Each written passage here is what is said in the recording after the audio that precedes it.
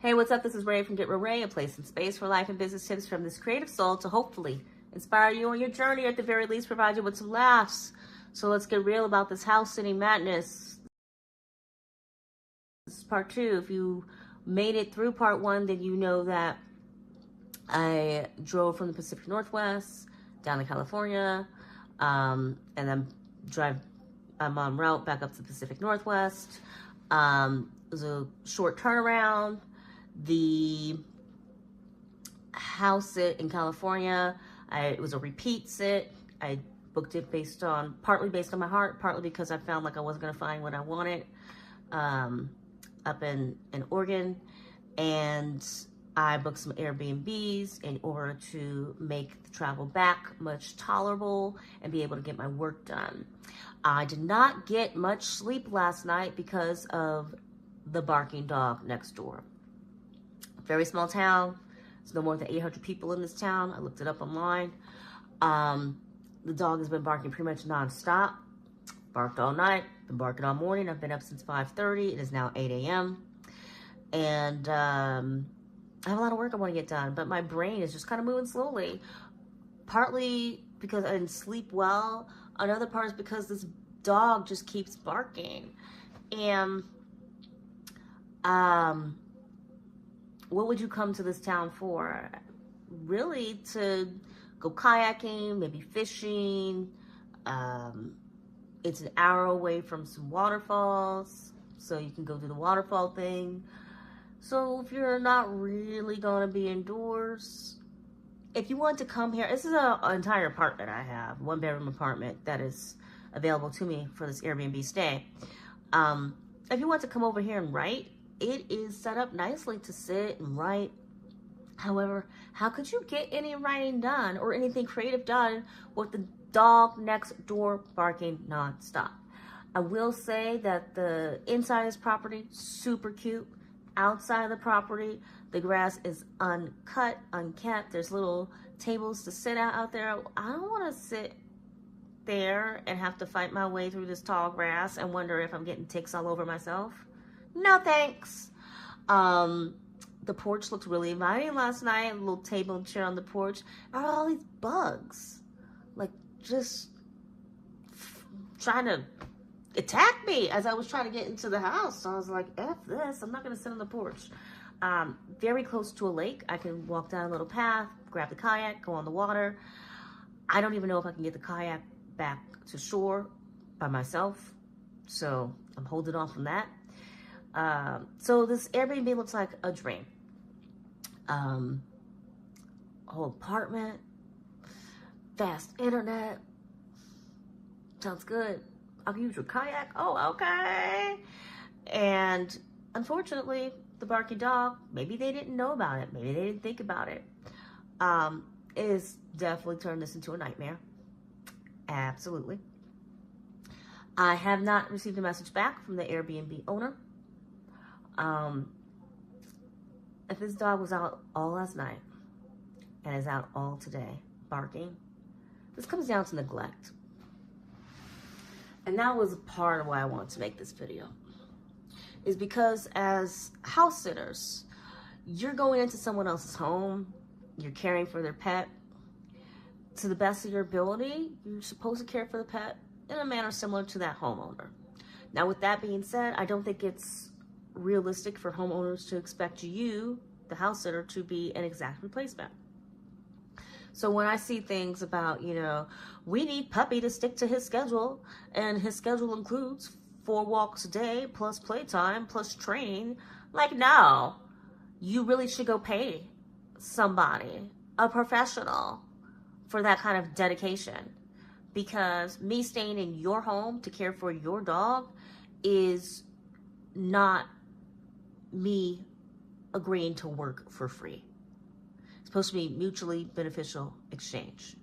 And there's nothing beneficial for me if I have to give up my entire day to be a substitute you. Like, come on. So I don't deal with those kind of sits. With that being said, I've certainly been in house sits where I'm like, is this dog okay? There was one house sit where the owner's very nice, very nice. Treated me very nicely. I was like, oh, thank you. If you were a bit younger. um, but I was worried for the dog. Dog was overweight. He knew the dog was overweight. That was not the issue. The dog food was kept in a cabinet. Canned wet dog food. When the can was open, it would just still be in the cabinet. And the food, and you know, you're like, well, there's so many preservatives. But I did look online, and you are supposed to refrigerate it if it's open. You can't just leave it out overnight. And the dog did have showed signs of having a UTI. And I'm thinking it's probably because you're eating spoiled dog food every day. And then the water, you know, sometimes she doesn't drink her water, but she'll just drink from the toilet bowl. And I'm looking at the dog water bowl, and I'm like, there's this disgusting film because your bowl is never clean. No wonder you don't want to drink from this. And I'm looking at the toilet, and I'm like, the toilet's not exactly clean either. So this poor dog is trying to figure out, well, where can I find the cleanest water? This poor dog. And so as much as I loved her, he wasn't purposely trying to neglect his dog. He just didn't think, didn't know, right? He's an older gentleman. So the best I can do was leave the dog food in the refrigerator and just leave a note saying, hey, dog food's in the refrigerator. Didn't want it to go bad. And I think once I cleaned her water bowl, she was very happy to drink the water. You might want to look at getting one of those water fountains. It's the best I can do. I can't report you for animal cruelty because this dog, I think he rescued her from a shelter. So she already didn't have the greatest life. So she's got a better life with you. You're feeding her, you give her treats, you give her too many treats because she's very overweight. She can barely go on a walk without having to sit down and take a rest. But it broke my heart. Another dog, gorgeous dog, but you know, she had poo stuck in her fur, and the dog owner just like didn't realize it, probably because she was so high. So I did tell her, like, you need to either wash your dog more or have this dog trimmed. I know your friend doesn't want to think the dog is so cute with long hair, and so does your daughter, but no one's taking care of this dog. Like, I left her a message. And I also reflected in my Trusted House Sitter review that issue I had. Because your dog, yes, dogs poop and they got hairy bottoms. But come on. At some point, you gotta smell that. And you can't just be like, oh. Like, no, that's just not okay. It's not healthy for the dog. And it certainly wasn't healthy for me because the dog wanted to sleep next to me. And I'm like, you smell like poop. I cannot have you sleeping next to me smelling this bad. That dog had to have 2 baths. All right. So, I've certainly seen people post on house sitting forums about, oh, I went to this house sit and the dog's diet. Oh, I went out and instantly got new food for that dog. And I sent them a message saying, you can't feed your dog this kind of food. You know, you have to give it better nutrition. And I understand where this person was coming from, but it's not your place. And I've seen some dogs on these diets that probably worked for them when they were younger, but now that they're older, the dog barely has any energy. And I'm looking at this food going, I don't think this food is working for you. It may work for your owner's budget, and it may have worked in the past, but I don't think this is good. Because last time I saw you, dog, you had way more energy, and now you're like trudging along. So I've definitely seen some dogs where I'm like, man, I just want to put you on a wet food diet or fresh pet or Ollie or farmer's dog. I just want for you to have a better life. But I can't. It's not my place, you know.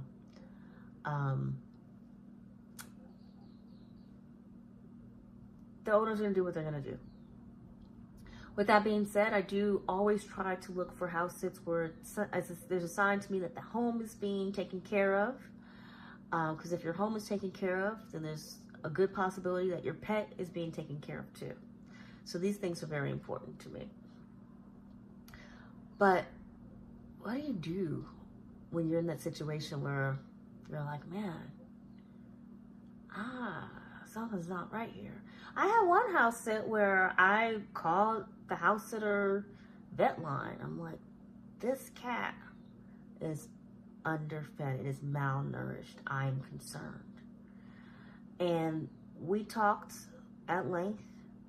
I was also concerned for the dogs. I'm like, they're scavengers. They just eat everything. It's insane. But that was kind of like, keep an eye on the cat. Kind of nothing you can do.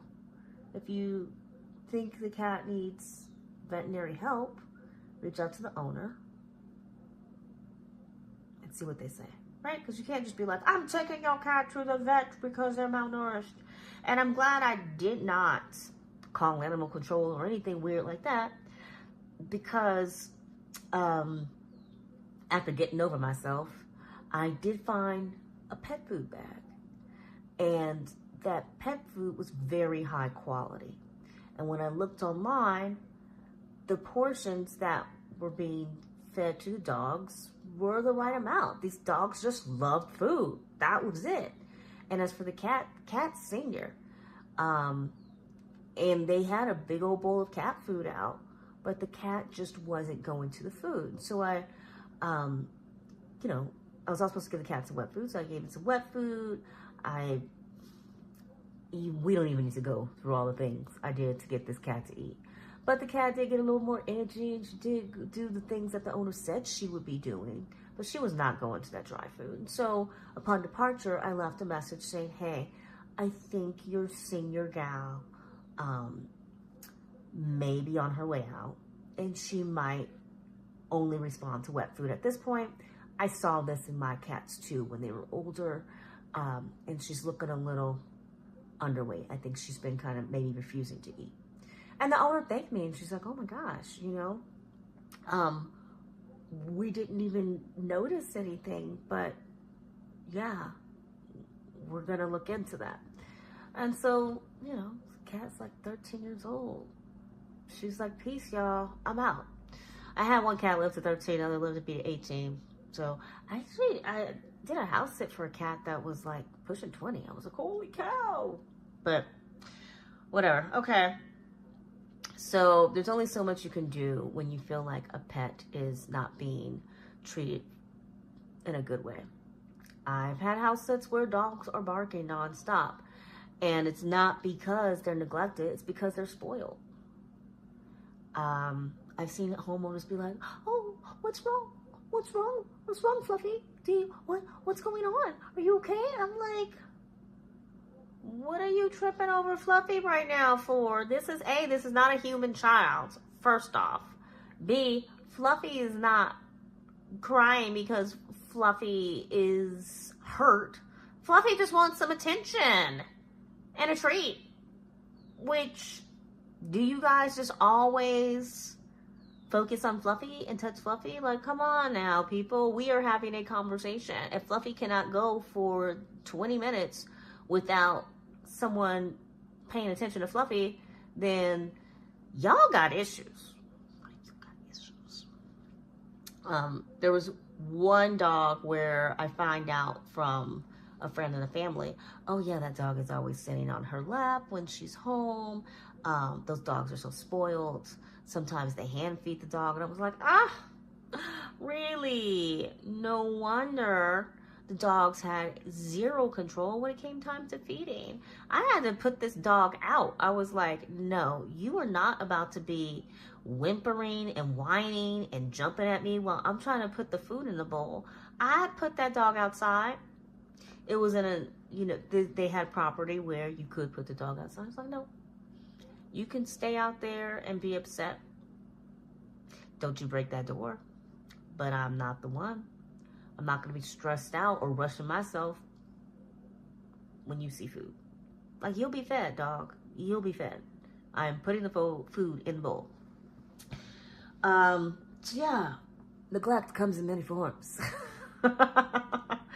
It can be an owner just not knowing, an owner not really thinking, right? An owner not really seeing because they're so used to seeing their pet one way. It takes a third party to be like, hey, I don't think this is normal. It could be an owner being overly attentive to where the dog can't be alone for an hour or 2 hours, or can't sit without being attached to a human, needing constant touching and affection and play. These things are not. It's like the parent who's just like, oh, my child's shy and they just like being with me. Okay, are you going to be sitting next to your child when they're in college? Are you going to speak up for them? I hope not. Because your whole life going to have to stop just to go back to college for 4 years with this child. God forbid they want to be a doctor. They're not going to make it to medical school. You can't take the exams for your child. So, raise your pets right, people. Raise your children right, too. But, yeah, I think this dog next door has gone to, like, the other side of the property because the barking is more faint. I'm feeling more awake. Circulation is starting to return to my feet. I hope I get some work done. And if you are a house sitter or new to house sitting and you were trying to figure out what's going to save you some stress, just know that you are a bit limited in terms of what you can do if you see something that does not seem right. You're not a mandated reporter, okay? This is not if you see something, say something. This is, you know, if the dog is being fed and it has a home, for the most part, you just roll with it. You roll with it. May not be the kind of living environment you would want to provide to that dog, but for the most part, you roll with it. Now, if the dog has clear signs of physical abuse, maybe the place is filthy and the dog is filthy and everything smells like urine or something, then that's something you would report. But otherwise, a little dirtiness, bad behavior, food not kept right, you just have to let it slide. I am going to be starting paid house sitting soon through Rover. We'll see how that goes. I am also setting my rates so that I am more likely to be connected with people who really care passionately about their pets. They care enough to pay, and they care enough to, you just feel like, okay, if you're going to pay this rate, then you are more likely to be having your pet not on like the cheapest diet possible, but giving them food that's going to be good for their energy. And maybe you take your pet to the vet on a somewhat regular basis. Somewhat regular basis. I had to start telling people like, hey, your pet needs to have either be on flea medication or get a flea wash before I arrive. Because I'm not about to be letting the dog sleep in the bed and they scratching the whole time. Because that's been a thing too. It's like, okay, your dog smells like poop and it's constantly scratching. Okay. And you don't have me giving this dog any medication. Okay. And I get it. Like, I'm not a big fan of the oral medication for dogs to prevent fleas and ticks, but if you're not going to properly wash that dog or give it some sort of herbal remedy, then you need to do something to make sure that dog was comfortable, because the dog does not want to be scratching the whole time. It just doesn't. It doesn't. And I don't want flea bites, because that happened. So yeah. All right, friends. Well, thanks for hanging in there with me. Thanks for helping keep me awake. I wish you all the best on your house sitting adventures. And I pray we both get something done today. Go do something with yourself. I'm going to go do something with myself. I don't know what. I still don't feel like I'm ready to do the work that needs to be done, but maybe I'll take a little walk and go tell that dog to shut up. Until